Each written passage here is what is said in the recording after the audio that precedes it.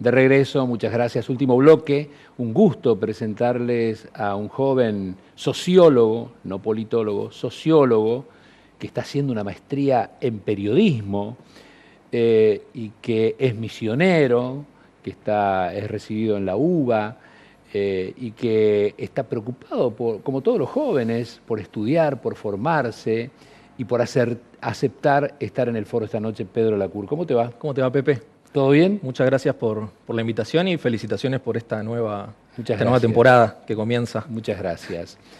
Bueno, sos sociólogo recibido en la UBA, ¿no? Soy sociólogo recibido en la UBA. Posadeño. Posadeño, por supuesto. Y formándome en periodismo.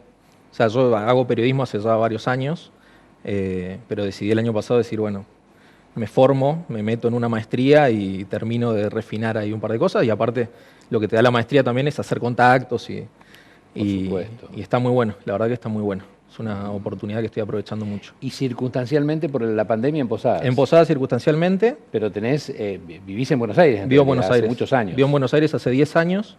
La pandemia me trajo de nuevo acá. La verdad que agradezco en alguna medida que la pandemia me pudo traer acá, porque también me encontré con un montón de oportunidades distintas que no hubiese tenido. Son las circunstancias esas, ¿no? De las paradojas que te trae también las desgracias, se puede decir. Sí, sin duda. Sin lugar a dudas me gustó mucho volver a Posadas este año. Año electoral, hablaba yo, porque a veces cometemos el error de decir año político. Políticos son todos los días del año. Por supuesto. Mucho más acá en Argentina, ¿no? Más acá en la Argentina. Y más para los que hacemos comunicación social, ¿no? Uh-huh. Un año donde, desde mi óptica, no sé qué opinás vos, vuelve a surgir la grieta fuertemente. En primera instancia, ¿crees en la grieta? Yo creo que la grieta es sobre todo, si se quiere, una construcción, en alguna medida construcción mediática que se fue trasladando a la política. Siempre hubieron diferentes posturas, en la política argentina mucho más, ¿no? Pero lo que se conoce como grieta, a mí no me gusta hablar de grieta, porque me parece también que es banalizar un poco el debate. Bien. Y sin lugar a duda tuvieron mucho que ver lo que se dio con, sobre todo, haciendo un poquito de historia, ¿no? Después de la ley de medios, hubieron ahí ciertas retroalimentaciones entre la política y los medios que llevaron a esta idea, que para mí es un concepto que después se termina derramando en la sociedad y genera que casi no se pueda debatir de política porque, no sé, uno, en vez de debatir acerca de las cualidades de un vaso, por ejemplo, uno dice que es una botella y otro dice que es una jarra. O sea, a partir de qué base empírica uno puede debatir, me parece que está puesto en duda, ¿no? ¿Eso hizo retroceder al periodismo y retroceder a la política? Yo creo que sí. Yo creo que sobre todo retroceder al periodismo, ¿no? Dicho desde nuestro lugar, ¿no? Desde adentro mismo. Desde adentro mismo. Desde la política no puedo hablar porque no soy político, pero claro. Digo, uno viendo también me parece que se empobreció un poco el debate político, pero el periodismo también se dejó llevar por eso. También por cuestiones me parece a mí, de marketing, ¿no? Hay como un marketing de la grieta, donde garpa entrar en la grieta, y uno lo puede ver hoy en lo que son las expresiones a nivel nacional, ¿no? De los canales de noticias. Me parece que hay un problema ahí que sin lugar a duda como periodista tengo que ponerlo sobre la mesa y empezar a debatirlo y a ver cómo podemos solucionarlo. Me parece ¿Aprovechó el sector político eso? ¿O aprovecha los distintos sectores políticos eso? Yo creo que sí. Yo creo que ahí hay claramente la polarización. Me gusta más hablar de polarización más que de grieta, ¿no? Que eso sí existe para mí. Sí. En términos políticos, la polarización está muy clara. Y lo que ves es claramente a nivel nacional, tenés una referencia que sería el gobierno nacional, sobre todo Cristina, porque Cristina sigue siendo la que simbólicamente, ¿no? Lo que hace es concentrar esa gran adhesión. Y por otro lado tenés lo que fue en su momento Macri, que para mí ahí están puestos un poco en duda, ¿no? Pero sin lugar a dudas, en Argentina vivimos un bicoalicionismo, como lo llaman ahora los politólogos, donde tenés dos expresiones donde claramente la sociedad se divide entre esas dos adhesiones, ¿no? Uh-huh. El año pasado no, el 2019 fue la elección más polarizada desde el 99 en la Argentina. 88% del electorado eligió entre dos opciones, que fueron Frente de Todos y Juntos por el Cambio. Claro. algún problema hay, me parece, ¿no? en Ujú. esa configuración. ¿Y cómo se...? Y este año no es la excepción. Y este año no es la excepción, con la diferencia igual con respecto a 2019, que es un año de elecciones legislativas. Claro. El termómetro social es muy distinto en las elecciones legislativas. La gente se da también el lujo de poder Generalmente votar otra cosa, ¿ves? sí, generalmente al oficialismo no le va muy bien en las elecciones legislativas. Exactamente, es cierto eso. Aunque, si uno se pone a ver, también haciendo historia, del 83 para acá, el único gobierno que asume y pierde su primera legislativa fue de la Rúa, sacando también a Cristina. Sí, vemos como una continuidad entre Kirchner y Cristina. Cristina pierde su primera legislativa, pero me parece que es más acertado fijarse en de la Rúa, que fue el que asume, es un proyecto político que pierde las elecciones, 2001, ni más ni menos. Pero siempre el oficialismo en ese sentido, cuando recién asume, tiende a ganar las primeras, pero después se complica si llega, digamos, a una segunda legislativa. Macri no lo logró, digamos. Pero sí, bueno, lo vimos, el kirchnerismo no gana una elección legislativa desde el 2005. Eso dice un montón. El kirchnerismo, ¿no? Porque después tenemos el Massa, que forma parte del gobierno hoy, ganó en el 2013, ¿no? Pero el kirchnerismo no gana desde el 2005, que fue cuando Cristina le gana en la provincia de Buenos Aires a Chiche Duhalde, y termina el kirchnerismo ganándose el Partido Justicialista, ¿no? A nivel nacional. Ahora, haces mención al Partido Justicialista. Digo, ¿qué quedó del peronismo y del radicalismo? Y bueno, yo creo que el 2001 es clave para el estallido del 2001, ¿no? Cómo generó una reconfiguración ahí del sistema de partidos muy, muy particular, en donde sin lugar a dudas el radicalismo fue el más afectado, sin lugar a dudas, ¿no? Después se pudo recomponer, pero llegar al poder a partir, digamos, de una figura como la de Mauricio Macri.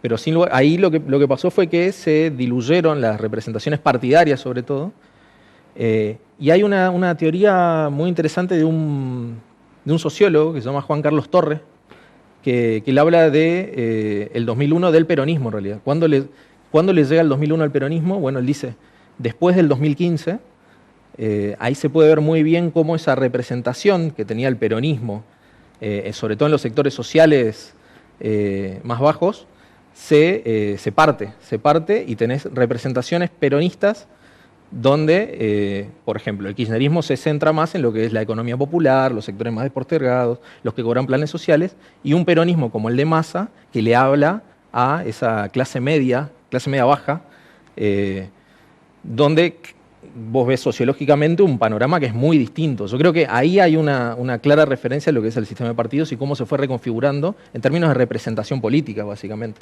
Entonces no es lo mismo hablar del PJ hoy que hablar del PJ en la década del 80 y el 90.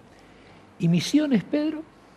Y bueno, Misiones, justamente para poder hablar un poco de la cuestión electoral, como sabemos, Misiones es la primera provincia que va a ir a elecciones este año, por ahora. Sí. Yo creo que no va a haber otra igual. Pero antes. Digo, en esa cuestión de la pérdida del peronismo y el radicalismo, del poder, de la renovación. Bueno, ahí también, claramente el 2003, o sea, la configuración de la renovación se da en un clima de época innegable, me parece a mí.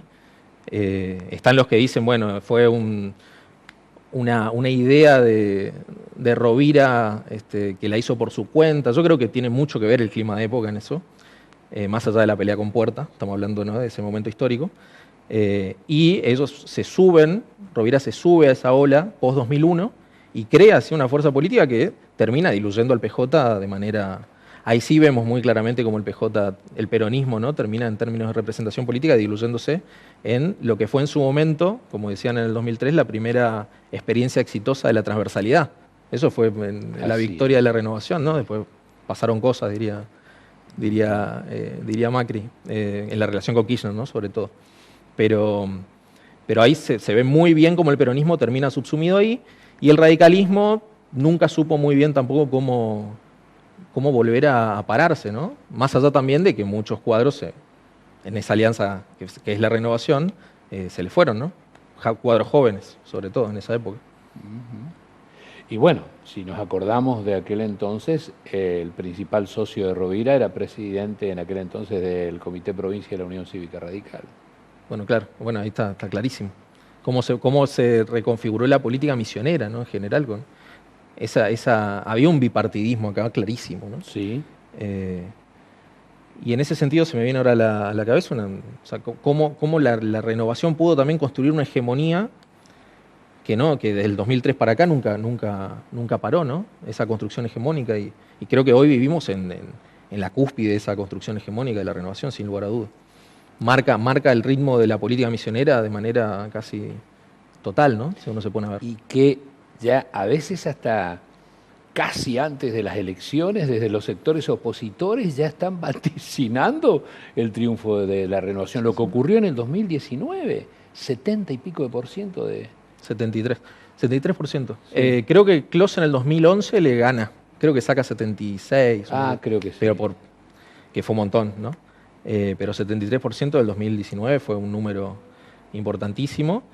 Y sí, la oposición da por hecho la victoria. Y vos fijate que lo que está pasando ahora con las roscas dentro de Juntos por el Cambio, que no se terminan de poner de acuerdo. Y estamos ya casi llegando al cierre de los frentes electorales, ¿no? Es todo un síntoma. Por el otro lado, la renovación que está prácticamente armada ya si bien no lo da a conocer, pero por ese estilo esa impronta que le pone Rovira, se sabe que va a estar bien estructurado, por lo menos estructurado políticamente para... No, claro, es que vos fíjate que no importa los nombres casi en la renovación. La lista va a estar conformada y se va a votar la lista. O sea, hay en ese nivel, digamos, de seguridad, ¿no? Que para mí hay una combinación tanto de obviamente, lo que es un aparato político que funciona muy aceitadamente, pero también, como te decía, una construcción hegemónica, entendiendo la hegemonía en términos de, a mí me gusta decirlo, como el momento preciso en el que haces hablar a tu adversario con tus palabras. En el momento preciso en que vos haces hablar a tu adversario con tus propias palabras, ya ganaste la discusión, no hace falta garrote, no hace falta... Nada. Y eso en alguna medida pasa acá en Misiones, ¿no? Sin lugar a dudas. Se viene un año donde va a haber, seguramente trataremos de dar mucho debate, de proponer debates en este espacio, así que seguramente te vamos a estar convocando. Muchas gracias, Pepe, y un placer acá a disposición siempre. Un gustazo. Un gusto conocerte y bueno, como decíamos, vamos a estar convocándote para seguir hablando de esto que es tan apasionante, la política, la comunicación social, el periodismo y la parte social, que es también sumamente importante, analizar un poco estas cosas. Así que vamos a seguir viéndonos. Muchas gracias por venir. Gracias a vos. Señores, nos estamos despidiendo de nuestro encuentro, nuestro primer encuentro de este año, de este 12º año del Foro. La propuesta es que nos reencontremos, si Dios quiere, el próximo martes. Muchas gracias. Buenas noches.